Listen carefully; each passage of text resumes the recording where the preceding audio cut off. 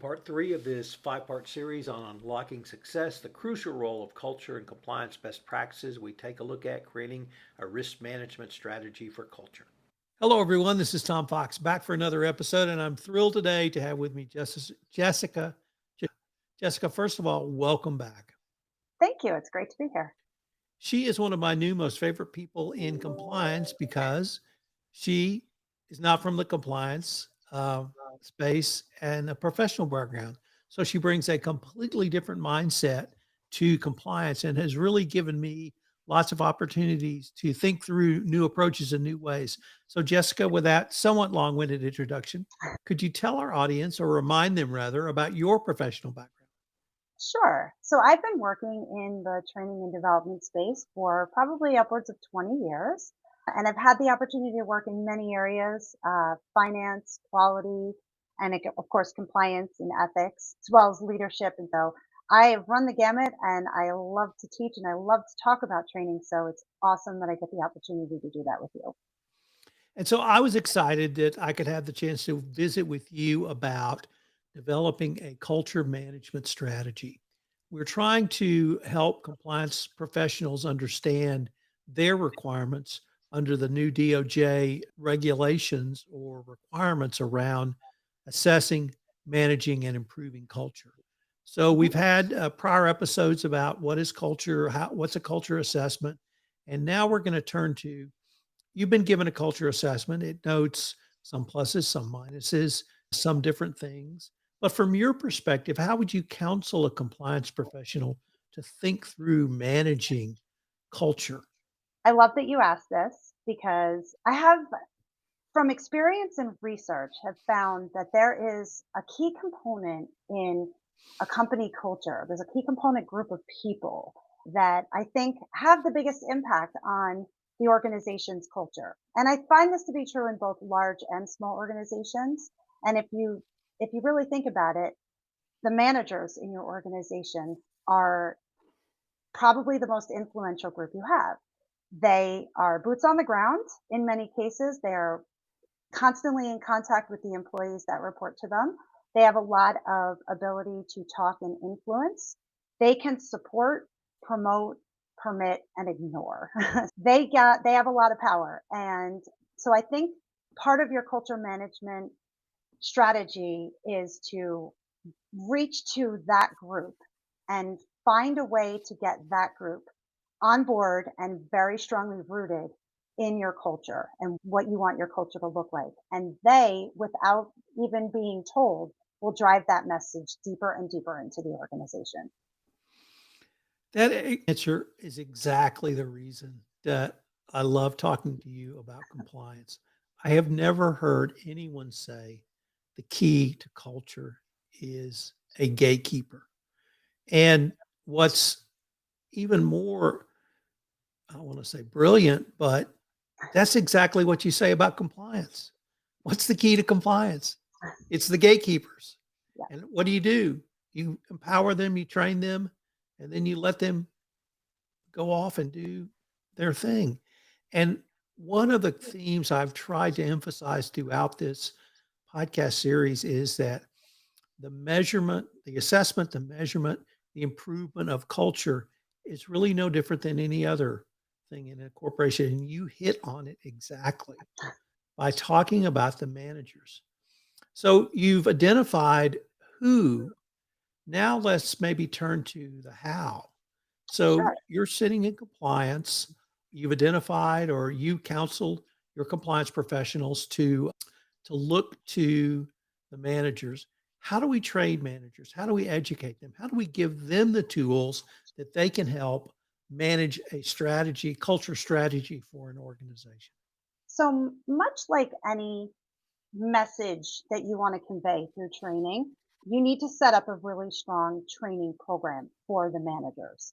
But I think the key in that strategy is not just giving them the information. So I know in training overall, the mix of the knowledge and the application is the key, right? It's giving them the information and then having them practically apply it or practice it. And so I think the key here is very similar. You would want to develop the messages of culture that you want them to know, digest, and disseminate. But you also want to spend a chunk of that training time, probably more so than the information being given to them, practicing that. Whether that's role playing, whether that's having conversations with their employees, whatever that looks like in your organization, that practical application is what will drive the behavior change. And it'll also give them more of that feeling of how this will work and how they will deliver those messages themselves. When I talk to compliance officers about their managers, they often say the managers want to know how to intake, how to listen, how to respond, how to take the information that an employee may either come in their office and say, raise their hand and speak up, or be a part of a conversation. How do you counsel managers to not simply be the sponge, but then use that information either to pass it up to the appropriate person or persons or work with the employee, particularly around culture issues? So I think when you think about that scenario, it's having a really clear process for what the manager should do. So if somebody comes to you and has an issue, making sure the managers know exactly what that process looks like. Is it going to their manager? Is it going to the compliance office? Is it going to HR? What's the route that they need to take or what routes that they need to take and have the managers have a really strong understanding of that. One of the things that I've seen happen in courses that I've taught is when you want them to understand what that looks like or feels like, we've actually brought in people from those offices into our training classrooms or into the training environment and have them speak and then have our manager speak to them. This is a scenario that I'm in. Do I go to you? Who helps me? Right? We had a panel where we had compliance and HR and managers, and we had everybody working together to flesh through some of those scenarios and see what the real life application. That's why I was talking about the real life application. It's not just saying call the hotline or tell HR. It's sitting them down, talking to these people. What does this look like? What does this feel like? What kind of counseling am I going to receive back? How do I talk to my employee? HR professionals are wonderful at counseling on how to talk to employees about difficult and challenging situations. So again, I think it's a lot of that practical application, that practical interaction that's really going to help them and drive that messaging. Jessica, you mentioned HR.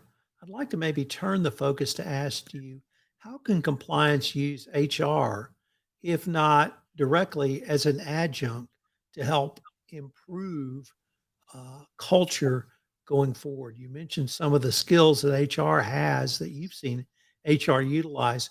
Should the chief compliance officer or compliance professional, I guess if it was pre-pandemic, we'd go down the hall and have a cup of coffee. Now it may be schedule a Zoom call. How can the compliance function utilize those professional skills of the HR function?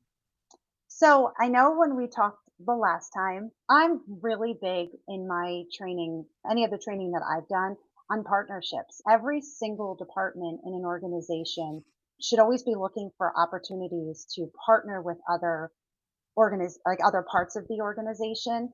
HR is based on people, they do people management. And so I would think that if I was a compliance officer in an organization, I would want to speak to someone in the HR function about the types of messages I'm trying to deliver. How do we speak to the different levels of employees? How do we speak to, again, our managers and others? I think that there's a lot of opportunities that HR drives messaging, compliance drives messaging. Why are we not looking at how those messages can be driven together? Because when you look at messaging that's delivered to the organization, I feel like there's so much power when it comes from several departments working together. It sends such there's a tone at the top that when employees start to see these departments working together and their messaging is consistent across those different departments, it shows the employees in the organization that it's important, that it matters to several different groups of people, and that it's not just coming from this one source.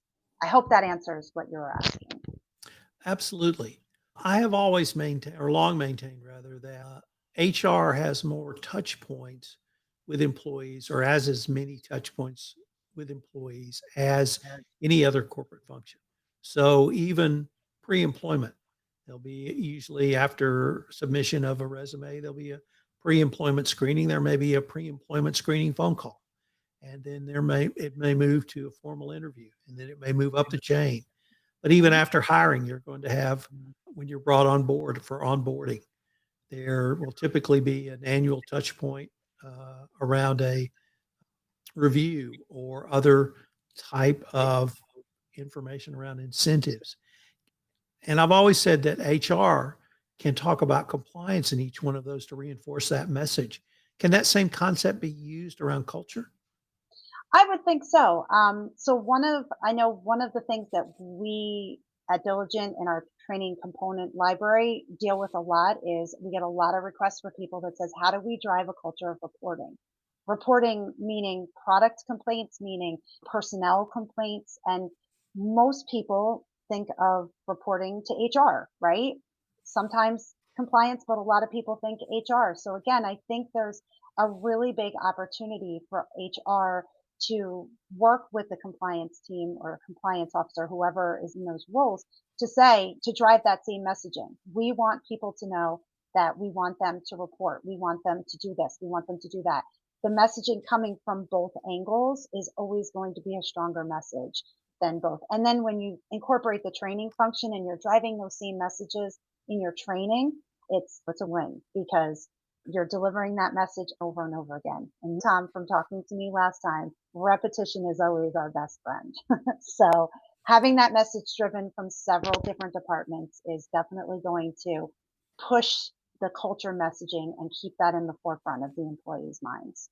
How does either the compliance function or the HR function document these messages, these communications? Can it be as simple as a few notes of a meeting sent to HR or some other repository for information? How would you suggest these communications be documented? So I think a lot of organizations, being some are big, some are small, some are right in the middle, they have a lot of organizations have their own ways of documenting things that work best for them. I would think keeping now we can share documents through different means, and I think keeping a running document that has all the messaging that's shared between all the functions that you want involved in it is an awesome way. We do it a lot at Diligent. We share a lot of documentation across different functions that's visible to a lot of people. The information can be added to the document and it updates for everyone. So it's a great way to keep a running log of everything that you're either doing or want people to do, et cetera. So I always thought that was a pretty effective way to do it. Jessica, unfortunately, we are near the end of our time for this episode, but I hope our listeners will join us for our next episode where we take up monitoring of culture. Jessica, before I leave, I wanted to ask you if listeners wanted more information on the topics we've touched on today, what might be the best place for them to go? You can always start at our website, www.diligent.com. We have a ton of information that can be reached in on that website, and I'd be happy to chat with anyone. If anyone ever wants more information, you can find me on LinkedIn. Jessica, once again, I wanted to thank you for taking the time to visit with me, and I greatly hope we can continue this conversation. Sounds great. I would love to. This is Tom Fox again. Thanks so much for listening to part 3 in our special 5-part series. I hope you'll join us tomorrow where we take up monitoring compliance. This podcast series is sponsored by Diligent, and we've linked to Diligent in the show notes. This special 5-part podcast series is a production of the Compliance Podcast Network.